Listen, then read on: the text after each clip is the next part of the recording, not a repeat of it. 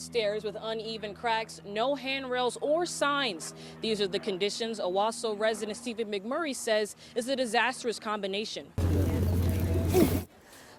Halloween is only a few weeks away, and farmers want to make sure you can pick the best pumpkin for your front porch. Homecoming. It's a big night for students, especially when it comes to fashion. This rustic pipe was the cause of over at least $100,000 worth of damage to the Grand Ledge Opera House.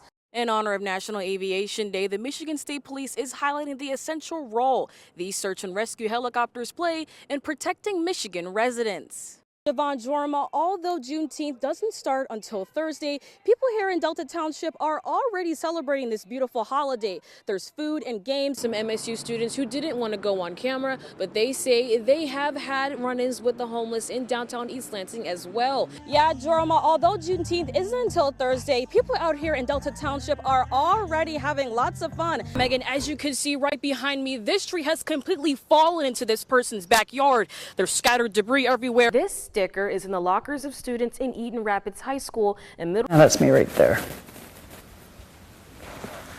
Jamaica holds a very special place in Elizabeth Kozlowski's heart. I did a semester abroad when I was in college, so I went down there for 4 months, went to Kingston, went to University of West Indies. I worked in a health clinic down there. This was before I had went to medical school.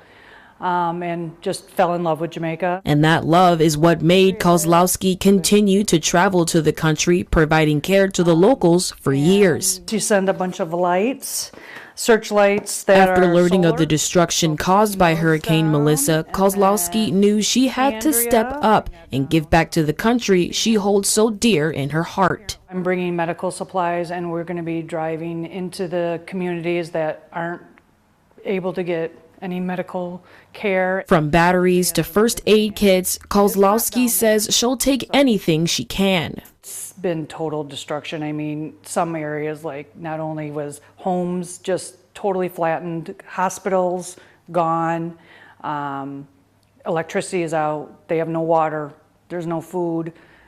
None of the grocery stores have food. The banks aren't open. People aren't able to get cash to even buy food. It's a donation for you, and I hope it goes well. Even her patients have helped out, sending hundreds of dollars that'll be used for medical supplies, water filters, and much more. You know, these are people that when you go down on your vacation, they're the ones that are taking care of you and making sure that you're okay. And we have this opportunity to help people. And I would hope that everybody would give a little, whatever you can do, right? Whether it's during the day or at night, Lois LaRose says she hasn't had a moment of peace since her next-door neighbor, Casey Wagner, moved in 3 years ago. I haven't been out in my yard to do anything. I mean, I'm a prisoner of my own home. LaRose says the explosions are not only destroying her quality of life, but also damaging her property. I got a hole in my windshield, my car, from March 18th. She also claims she's found evidence of retaliation, but hasn't gotten any help from the authorities. We found a balloon that said snitch on it. Been down to the sheriff's office several times. I have been everywhere asking for help. Neighbor Greg Sipka says he also frequently hears gunshots and explosions near his home, and that it got so bad he filed a police report. It took 2 days to get a sheriff to come to my home. After 7 weeks approximately, checked with the sheriff's office and the case had been closed. Sipka says back in September, township and state officials held a meeting to try to resolve the issue. Ionia Township Supervisor Kurt Scher read it with Representative Gina Johnson. From this point forward, we're going to be issuing citations. You can't be doing these explosions. Sipka says Wagner did stop for a few months after a meeting between Wagner and a state official, but Sipka says Wagner still continues the explosions. 6 News has reached out to Ionia Township officials through phone and by email multiple times throughout the week. We also went in person to township offices, but we're told no one was available and that there are no set business hours. LaRoe claims Wagner has not been cited and urges township leaders to do more to protect the community. Here for you, Ionia, Taryn Simmons, 6 News. Go kill yourself. Those were the words Ivan Pruden saw spray painted on his truck at 5 a.m. Thursday morning. Just devastation. didn't feel like being around anyone at the time. Pruden says he immediately called his mother and sent her the disheartening pictures. The thing is, I don't know who it would have been because I barely talked to anyone that was telling me to go kill myself and that Grand Ledge hates me. There was a face, like a smiley face with X's in its eyes. Ivan's mother, Mindy Junker, says she feels as if the attack was personal. And due to the fact that it actually had Ivan's name also spray painted with those hateful words on it, we do know for a fact that it was directly targeted towards him personally. Junker says her son has been a victim of harassment before in the past for his ADHD. Kids don't understand children with special needs, so he was always bullied, and it was something that we fought all through school, with kids being mean. Should have never been born. Grand Ledge hates you. Pruden says he's since spray painted over the hateful messages, but Because they're still there, it's just you can't see them. yeah, Jorma Siobhan, I spoke to Grand Ledge High School teacher Katie Weston, who says she's been practicing her throwing skills since last week and says if she were to win $1 million, she'd share the wealth with her fellow colleagues.